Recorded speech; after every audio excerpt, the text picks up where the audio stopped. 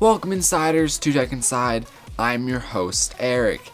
Today is October 20th, 2014. We're going to be doing some inside news covering tech news that happened last week. So, intro.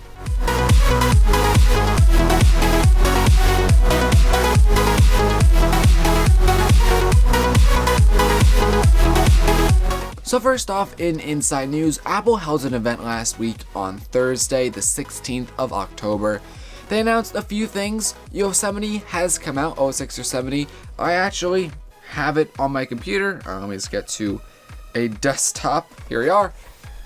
Here it is, Yosemite. I'm liking it a lot, actually. I know some people aren't too happy with it. Personally, I'm liking it. Also, iOS 8.1 actually is coming out today, Monday, October 20th. 8.1 will bring Apple Pay and some other odds and ends that users have requested. Besides that, we now have a 5K iMac, we have a new Mac Mini, and a new iPad Air 2, a kind of updated iPad Mini 3. That's about it. If you want to check out my recap of that video, the link will be down below. Regardless, overall, everything went pretty well at the Apple event. I'm interested to see the 5K iMac. From information I'm seeing, it looks like it's about the same performance as the current iMacs, which is okay. The current iMacs are definitely pretty nice, though we've only seen benchmarks of the 3.5 GHz version of the iMac and not the 4 GHz version, which might surpass the iMacs we have right now. Not sure. When it comes to the Mac Mini, not really happy about that, although I kind of mentioned that a lot in the recap video. iPads, whatever. Again, if you want to check out the recap, link is down below. Let me move on. So like I said, moving on, another event that happened, or well, this isn't actually an event, but Google came out with a few new things. The Nexus 9, the Nexus 6, and their own little media streaming service box. So first mentioning the Nexus 9. The Nexus 9 basically has a 9-inch display. Technically, it's 8.9 inches, but that's okay. Though what's interesting is Google actually removed the Nexus 10 and the Nexus 7. There no longer is any Nexus 7, there no longer is any Nexus 10. The Nexus 10 was a great device. It was a little bit outdated, but it was a full-fledged big tablet. A little bit bigger than the iPad, but then looking at the Nexus 7 obviously still was a full-fledged tablet, but it was a lot smaller, very portable, and something many people liked because it was pretty cheap, around $200 to $250, so can't really go wrong there, especially for its performance. But now Google kind of removed both of them and combined them together to make the best of both worlds. The Nexus 9 isn't as big as the Nexus 10, so it's kind of more portable, but it's not as small as the Nexus 7, so it's again an in-between version, and it doesn't actually have a wide screen anymore. The aspect ratio is not 16:9, it's actually 4:3, which is the same size as the iPad, or the same aspect ratio. People might be a little bit iffy on that.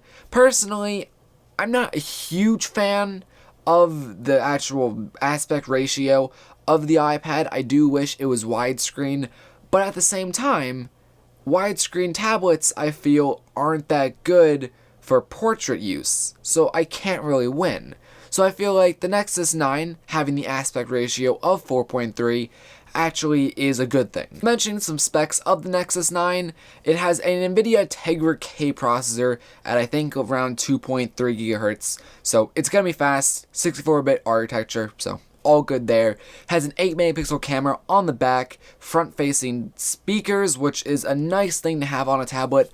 Really hope Apple does that at some point, maybe with the iPad Air 3, whenever that decides to come out. Besides that, screen, like I said, 8.9 inches, running Android Lollipop. Not going to be getting into Android Lollipop in this current video. Not going to be talking about the features and stuff, most because I don't really know much about Android Lollipop. Maybe Trevor will cover that in Let's Talk, not sure. It's going to come in black, gold, and white, so similar to Apple's iPhones. It's going to have a 9-hour battery life. Oh, and the front-facing camera is going to be 1.3 megapixels, but who cares about that? Besides that, the Nexus 9 is now out. You can go order it if you want it.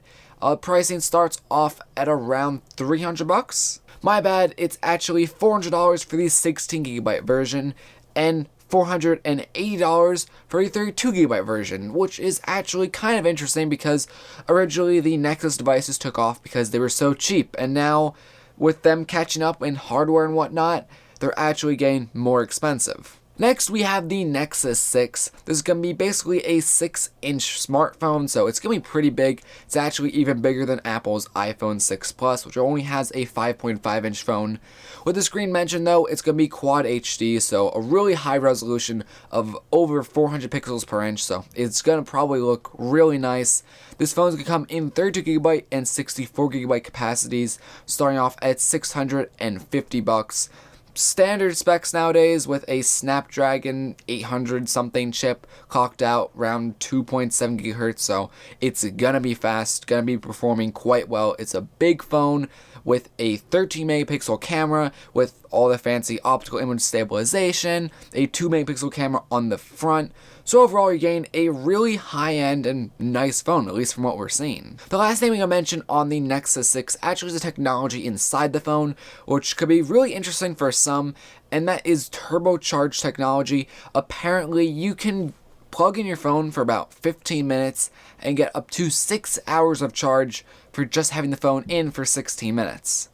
That is insane. I want that phone just because if I get 6 hours for 15 minutes, that's going to be really nice. Finally, Google announced the Nexus Player. The Nexus Player is a very similar device to the Apple TV. Obviously, it's not going to be running the Apple TV software. Instead, it's going to be running Android TV. And this is a little bit of a different device than what Google has announced before. Right now, Google still has the Chromecast, which is a little HDMI dongle, which doesn't really have a user interface. It just connects to your TV and then you use your tablet to throw content up on there. But with the Nexus Player, you get a full UI, full operating system to go through and navigate. And there's going to be other things. There's obviously going to be apps and stuff, but you're even going to be able to play games on this little Nexus Player. I don't 100% know if the games are going to be like within their own store or you can just access Android apps, or I don't really know.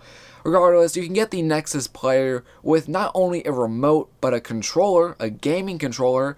So it looks like they're going to kind of focus this on gaming as well as just straight up media for like videos and whatnot. Now, if you want to get any of these devices, the Nexus 9 and also the Nexus Player, both you can pre-order right now. They started pre-orders on the 17th of October. Now when it comes to the Nexus 6, the phone, pre-orders are going to start on that on October 29th, so a little bit of time away still. Regardless, that is all that happened in the tech news that I want to cover at the moment. If you want to see any other content, check out our website, techinside.us. Not a whole lot of content has been up on it recently, doing a lot of work on it, but still, it's worth checking out. Maybe there's be new content on it, maybe not, we'll have to see. Regardless, that's the video for today. Please leave all your comments down below, like, subscribe, and share with friends, help the channel any way you can. Anyway, guys, my name's Eric, this is Tech Inside, and I'll see you in the next video.